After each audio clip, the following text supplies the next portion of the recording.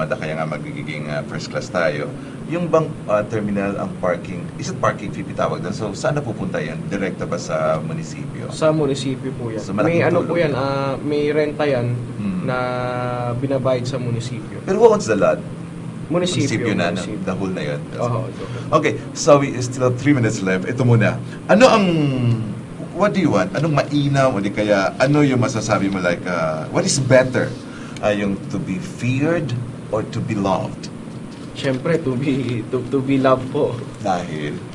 Siyempre, pag minamahal ka ng yung mga tao, parang ano po, mas masaya na parang wala kang kinakatakutan, wala kang ano, pinaghahandaan or whatsoever, parang wala kang takot na lumabas na kahit saan ka magpunta, kung mahal ka ng tao, walang takot. Good. Okay, so final question na lang, tapos magbago ka mag-message. Ano pa yung mga upcoming projects ng Bantay? December, malapit na Pasko. What are the upcoming projects pa ng Bantay? As of Total, now, ikaw naman ang project to cover sa papa mo. So, ano pa? As of now, yung projects natin yun po, yung tinatapos natin tong mini hospital natin, municipal health unit, yung mga equipment na ilalagay, kasi gusto po natin kompleto yung equipment. Kahit na paunti-unti, at least makukompleto po natin itong equipment para magamit po ng talagang tama itong kasi nakaset po ito parang hospital talaga eh. Gano'ng kalaki yan? Anong gano'ng kalaki? May po yan, may 6 bedroom na 24 hours po yan na mag-ooperate. Tapos itong plaza po natin, kung nakita nyo, maganda na, hindi na tulad dati. Saka papagandahin pa po yan kasi may kulang pa yung fence, saka yung mga ilaw, may kulang pa, pero nakita nyo naman na maganda na yung ating plaza. Well-lighted na ba ang lahat ng Bantay areas? Hindi pa po lahat, hindi pa well-lighted lahat. Pero yun po yung isa sa natin na pag nakita nyo po sa poblasyon, naka-street light po tayo. Okay, so Sammy Boy, meron ba? Yung mga ibang project pa po, pinagpapatuloy lang po namin itong mga project din na yung mga nakaset sa mga infra, sa mga agriculture. Yun po, nakaset po lahat yan. Kung ano yung mga project natin dati, pagpapatuloy po natin. Okay, so final message mo sa lahat ng mga taga-Bantay, sa lahat ng mga supporters ninyo, friends, families. Okay lang, Ilocano ka siguro, mas maganda. Yeah. Nimbag nga malemyo amin, nga buy-buya apo, siyak ni Sammy Boy Parilla, Municipal Administrator yo.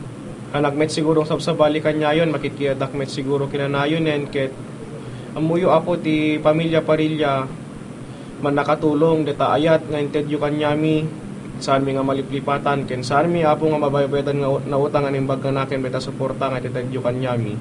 Tamumi, awang kami ito nga pesto nung hada kayo, so hada kayo ti inspirasyon mi, da kayo ti pangaalam mi ti pigsami, ket deto'y pinagduras ti ili tayo, sapay kumata, suportaran nyo lata, dito administrasyon, tapno lalo pa nga dumuras ito ili tayo. Ket amoy met apo ti yung opisina mi, ninyaman ti metultulong mi, sisiwaya kay lata po nga umay ti opisina ta, deto'y nga ruangan nakalukat para kanyayo amin. Diyos tignina na imbag nga malamyo amin apo. Sammy Boy, thank you so much at good luck sa lahat ng mga proyekto mo at good luck sa susunod na kabanata ng iyong profesyon. At sa 2013, tututukan namin yan at sa lahat ng mga proyekto pa. At before you go, meron kaming konting inihanda para sa iyo. Ay, maraming salamat small token. Sa lahat ng core staff. Yeah. And not only that, mayroon kaming t-shirt dyan. Pwede ko ipakita to, sandali. Ipakita ko lang to. This is for you. This is a very nice shirt.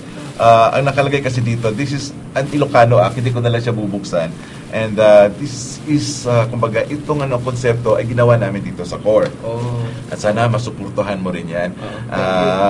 That's Ilocano Act for the Ilocos Ilocos people. At syempre, basta pag Ilocano, kahit ako na hindi Ilocano, nagiging Ilocano Act na rin ako. Okay, so, yan muna. Babalikan kita. Yan po mga kaibigan, that's Mr. Sammy Boy Parilla, the Municipal Administrator po ng Bantay, Ilocos Sur. At dito natin nalaman na gumaganda na ang takbo ng Bantay. Of course, when it comes sa income, lalo-lalo na, na-announce ni Mr. Sammy Boy na from third class ngayon ay magiging first-class municipality na ang Bantay. At syempre, open sa mga investors at sana nga po ay gumanda palalo ang bayan ng Bantay. Because as you all know, Sammy Boy, Bantay is the gateway to Tubigan, gateway to Ilocos Norte. Talagang madadaanan yan. Diba? So, tayo naman ng mga taga-Bantay, just like what Mr. Sammy Boy said, suportahan natin ang mga proyekto na yan. At tayo rin, it should be, kumbaga, huwag ko tayo magbaliwala lang. Kung may gusto kayo malaman, pumunta kayo sa opisina po ng Bantay at tanungin nyo kumusta ang development. Kung may kailangan kayong para, lalo-lalo sa mga infrastructures, bumisita kayo, mahala nyo, matulungan kayo. At kami rin po rito sa Let's Talk ay aming tututukan lahat ng mga proyekto na ginagawa ng ating mga kaibigang mga LGU local government units at sa lahat ng mga Ilocano as well. So before we say bye-bye, thank you so much, King Harris Furniture. Maraming salamat po sa ating mga kaibigan din sa Absolute, sa ABI. Hervey Salon, maraming salamat. Kay Gina, kay Richard, maraming salamat ng Ihawan sa Kawayan. Dr. Divina Veracruz Basilio, Veracruz Skin Facial and Body Care Center. Thank you rin kay Dr. Junon Roberos, Kagawan Dental Clinic. At sa inyong lahat, maraming salamat. Ma'am Rochelle, Agative Court, thank you. And the people of Bantay, maraming salamat. And Mr. Sammy Boy Parilla, thank you so much. Thank you. At ito po ang talk show that talks about controversies, issues, and lifestyle. Ako po si Derek. This is Let's Talk. God bless everyone.